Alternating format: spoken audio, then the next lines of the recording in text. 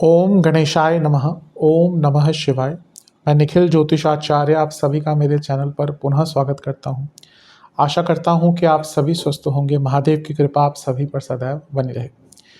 ये वीडियो कुंभ यानी कि एक्वेरियस के लिए बहुत विशेष है, क्योंकि यह वीडियो है देवगुरु बृहस्पति के राशि परिवर्तन के बारे में। देवगुरु बृहस्पति राशि बदल रहे हैं।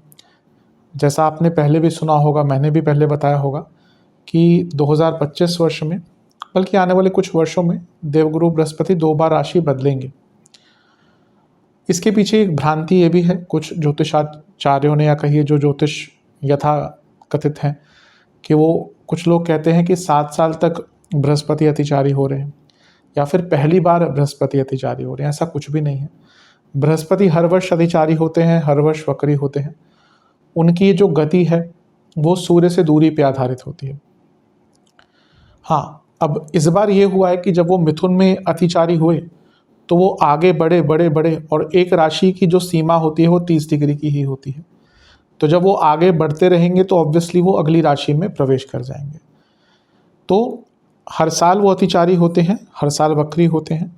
जैसे अभी नवंबर में वक्री हो जाएंगे, तो उस कारण ये कर्क में आएंगे। हाँ, इसका ज्योतिषीय प्रभाव अवश्य होने वाला है, क्योंकि एक ग्रह जिसको 2026 में उच्च का होना था मध्य में साल के, वो कुछ टाइम के लिए आपको उच्च का प्रभाव इस वर्ष ही देकर जाएंगे। और एक और चीज़ समझनी चाहिए कि 18 अक्टूबर को बृहस्पति प्रवेश कर रहे हैं आपके छठे घर में, और 5 दिसंबर तक यहाँ पे रहेंगे। लेकिन इस राशिफल को केवल 11 नवंबर तक का ही मान के चलिएगा, क्योंकि 11 नवंबर को बृहस्पति वक्री हो जाएंगे और तब स्थितियाँ थोड़ी बदल जाएंगी। उसकी विवेचना मैं तब करने का प्रयत्न करूंगा, लेकिन जैसा मैंने कहा, इस वीडियो को केवल आप 11 नवंबर तक का ही मान के चलेगा, क्योंकि वहां तक बृहस्पति का मार्गी प्रभाव हमें प्राप्त होगा। बृहस्पति अपने आप में बहुत विशेष ग्रह है। ज्योतिष में अगर सबसे शुभ ग्रह को सबसे शुभ ग्रह की उपाधि अगर दी गई तो बृहस्पति और शुक्र को ही दी जाती है। बृहस्पति का महत्व तो बहुत है। ये आप इस चीज़ से ही समझ जाएंगे कि उनको जीव कहा जाता है। भारतीय ज्योतिष में बहुत सिस्टम्स हैं प्रेडिक्शन के। क्लासिक्स हो गए, नॉर्थ इंडियन में कुछ अलग चीज़ें होती हैं, साउथ इंडिया में नाड़ी ज्योतिष जिसको कहते हैं, उसकी कई शाखाएं होती हैं। उसमें से एक शाखा है जिसमें बृहस्पति को केवल, बल्कि आपकी कुंडली में जहाँ बृहस्पति है उन्हीं को आधार मानकर बहुत प्रेडिक्शन दी जाती है, और गोचर की प्रेडिक्शन बहुत सही होती है वहाँ से। मैं भी कई चीज़ें जो गोचर में बताता हूँ, जो सामान्य तौर पर बता सकता हूँ, वहाँ से प्रेरित होती हैं। तो बृहस्पति का प्रभाव बहुत होता है। भाग्य के कारक, सौभाग्य के कारक, संतान के कारक, धन के कारक। जहाँ पे भी आपके जीवन में कोई शुभ कर्म होगा, बृहस्पति का कहीं ना कहीं इन्वॉल्वमेंट होगा। इसलिए उनका गोचर बहुत विशेष होता है। यहाँ जब वो गोचर करेंगे तो उच्च की राशि में भी आएंगे, आपके कर्म भाव, आपके 12वें घर और आपके धनस्थान को भी देखेंगे। और जब धनस्थान को देखेंगे तो उसको बहुत डबल एक्टिवेट कर देंगे, क्योंकि शनि ऑलरेडी बैठे हैं। तो जब भी ये होता है तो डबल एक्टिवेशन थ्योरी काम करती है, और वो भाव या वो ग्रह बहुत एक्टिवेट हो जाता है। तो इन सभी एरियाज़ की हम विवेचना करेंगे। लग्न राशि या चंद्र राशि यदि आपकी कुंभ है, दोनों ही गाइडेंस के लिए इस राशिफल को दे सकते हैं। जहाँ से आपको ज़्यादा सूट और लेट करता है वहाँ से देखिए। व्यक्तिगत तौर पे मेरा मानना है लग्न से देखेंगे तो अच्छा है। इनकेस नहीं पता है आपको अपनी लग्न राशि, तो आप अपनी चंद्र राशि से भी इसको देख सकते हैं। कुछ उपाय भी बताऊँगा वीडियो के अंत में। देवगुरु बृहस्पति का गोचर हम सब के लिए शुभ रहे, इसलिए इस विवेचन की शुरुआत हम इस विवेचन का आरंभ हम एक बृहस्पति देवता के मंत्र उच्चारण के साथ करते हैं। गुरुदेव के गायत्री मंत्र का हम उच्चारण करेंगे, इस अभिलाषा से कि देवगुरु बृहस्पति का जो गोचर है हमारे लिए शुभ रहे। ओम अंगिरसाय विद्महे दिव्य देहाय धीमहि तन्नो जीवः प्रचोदयात्। शुरू करते हैं। सबसे पहले छठे भाव के बृहस्पति। छठे भाव के बृहस्पति देखिए वैसे तो मिश्रित माने जाते हैं। कारण यह है कि एक सौम्य ग्रह छठे घर में, सौम्य मतलब कि जो उनकी क्वालिटीज़ कह लीजिए, उनका व्यक्तित्व कह लीजिए, थोड़ा सा सौम्य है। जैसे बृहस्पति, शुक्र, ये ग्रह छठे भाव में आकर थोड़े से मिश्रित प्रभाव देते हैं। शुक्र तो मैं हमेशा कहता हूँ सबसे वर्स्ट पोजीशन है छठे भाव की। बृहस्पति हेल्थ के हिसाब से अच्छे रिजल्ट नहीं देते, कुछ प्रॉब्लम दे सकते हैं, उस पर हम अंत में आएंगे। लेकिन ये भी देखना चाहिए कि बृहस्पति यहाँ पे उच्च के हो गए हैं।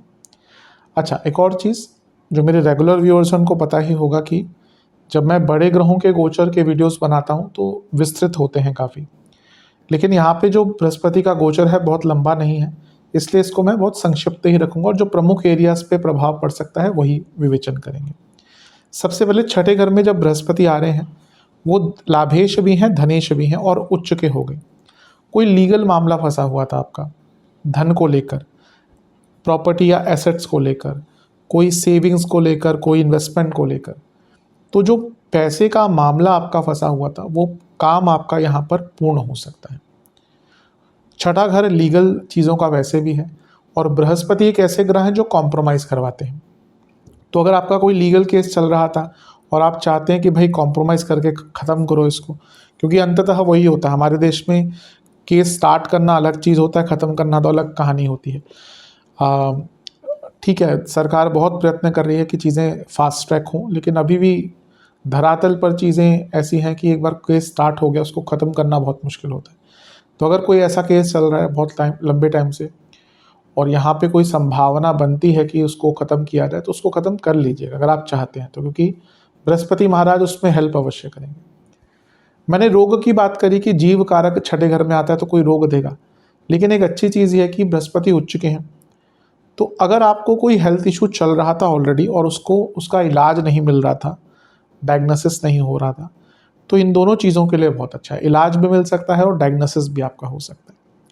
छठा भाव अर्थ त्रिकोण का भाव है, तो करियर में अचानक से उछाल आ सकता है। यहाँ पे बृहस्पति उच्च के हैं, बृहस्पति लाभेश हैं, धनेश हैं और छठे घर में उच्च के हैं।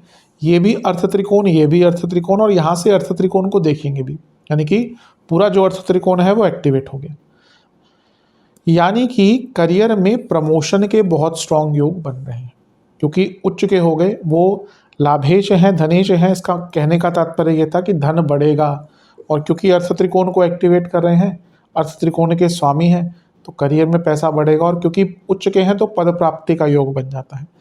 तो कुछ लोगों के यहाँ पे सडन प्रमोशंस हो सकते हैं। छठा भाव मैं कई बार बता चुका हूँ, नवम से दसवां, दसवें से नवम, या कहिए भाग्य से कर्म, कर्म से भाग्य, इसलिए इस भाव की महत्वता बहुत होती है। और जब यहाँ पे बृहस्पति आते हैं और भाग्य के कारक होते हैं वो, तो आपकी जो मेहनत आपने करके रखी है किसी भी एरिया में हो, जिसका ड्यू अब तक आपको नहीं मिल रहा था, वो ड्यू यहाँ पे आपको प्राप्त होगा, आपको मेहनत का फल मिलेगा।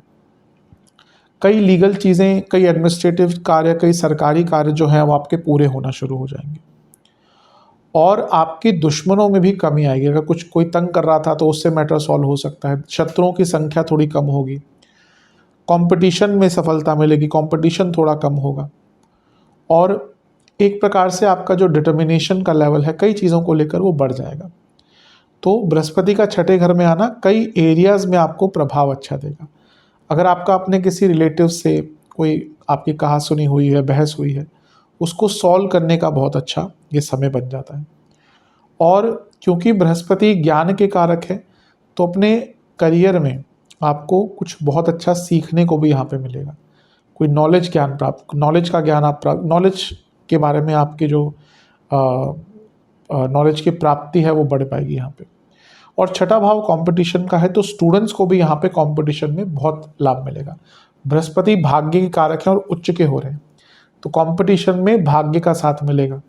छठा भाव आपके मेहनत को भी दर्शाता है, तो जैसे मैंने कहा ना, मेहनत जो करके रखी थी उसका लाभ प्राप्त होगा।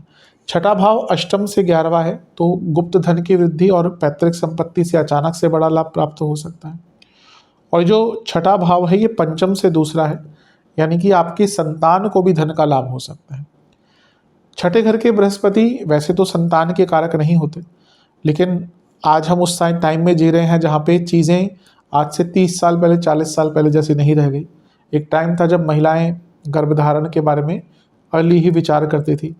आज की डेट में ऑब्वियसली क्योंकि वो भी करियर ओरिएंटेड है, तो गर्भधारण की चीज़ें थोड़ी लेट हो जाती हैं, और वो भले ही लेट हो जाए लेकिन बॉडी क्लॉक या बायोलॉजिकल क्लॉक तो नहीं हटता। वो तो वैसे ही चलता है। तो अगर आप ऐसी महिला हैं जो विद मेडिकल हेल्प कोई संतान प्राप्ति की तरफ बढ़ना चाहते हैं, तो उसके लिए जो बृहस्पति का ये प्रभाव होगा ये बहुत अच्छा। वो ट्रीटमेंट स्टार्ट करवाने के लिए, टेस्ट करने के लिए, डॉक्टर्स के पास जाने के लिए टाइम बहुत अच्छा आपका रहेगा।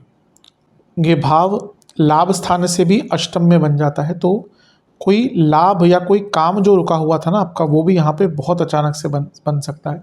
और क्योंकि ये पिताजी के स्थान से भी कर्म भाव है, यानी कि पिताजी को भी आपके भाग्य का साथ मिलेगा, उनके भी वो जो काम अटक रहे थे वो पूर्ण होंगे।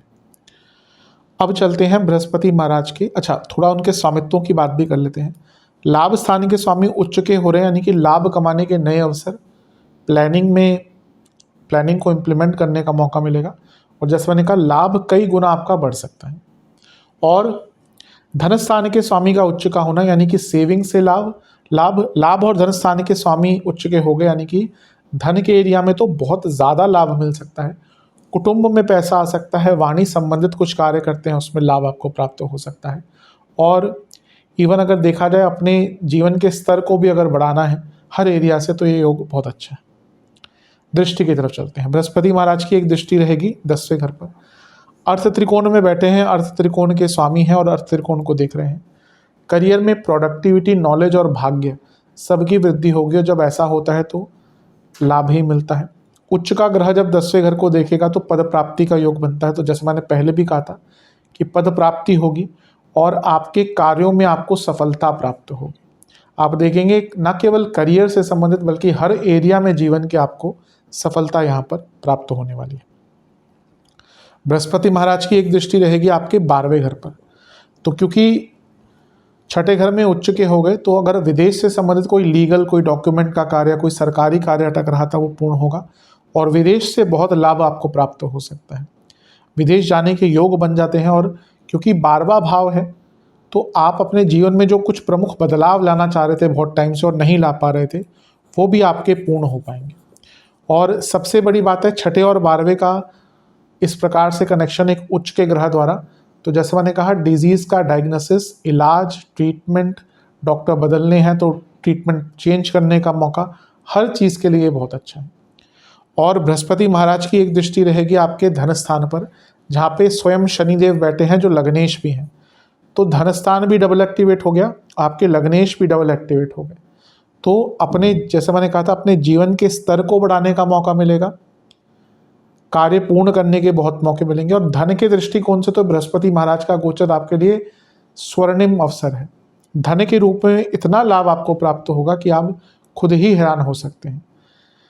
कई जो काम रुके हुए थे धन के, कहीं पैसा फंस गया था, किसी की पेमेंट फंस गई थी, वो भी पूरे होंगे। और क्योंकि कुटुंब भाव पर दृष्टि है, यानी कि आपके घर में भी धन आएगा। आपके घर में किसी का धन का काम रुका हुआ था, आपके घर में किसी का कोई प्रमुख कार्य अटका हुआ था, वो कार्य भी यहाँ पर पूर्ण हो जाएगा। और वाणी में सफलता और वाणी में सिद्धि भी रहेगी।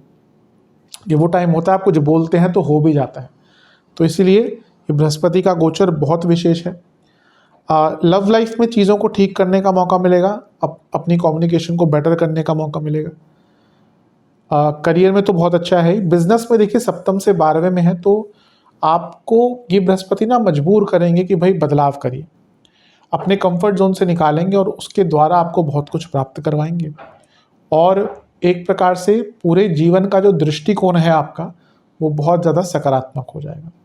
तो ऑल इन ऑल अगर देखा जाए, बृहस्पति का गोचर बहुत अच्छा रिजल्ट दे रहा है। जो भी मैंने चीज़ें कही हैं उनका ध्यान रखिएगा। अगर सेहत के दृष्टिकोण से देखें तो इंडाइजेशन, वेट गेन, लिवर की प्रॉब्लम, किडनी की प्रॉब्लम, आँखों के रोग और हड्डियों और लोअर बैक की प्रॉब्लम आपको तंग कर सकती है। तो इन सब चीज़ों पर ध्यान दीजिए। उपाय की बात करते हैं।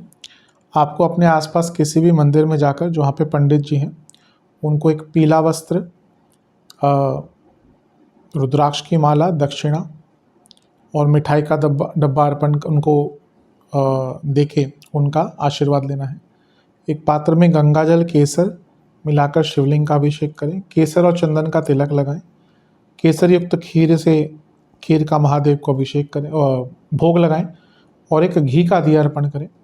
फिर ओम विश्वेश्वराय नमः और ओम जीवाय नमः, इन दोनों मंत्रों का 108 बार जाप करें और उसके बाद महादेव की कपूर के साथ एक बार आरती कीजिएगा। आशा करता हूँ वीडियो काम आएगा। चैनल पर नए हैं सब्सक्राइब कीजिए, वीडियो को लाइक कीजिए। मिलता हूँ अगली वीडियो में, तब तक के लिए ओम नमः शिवाय।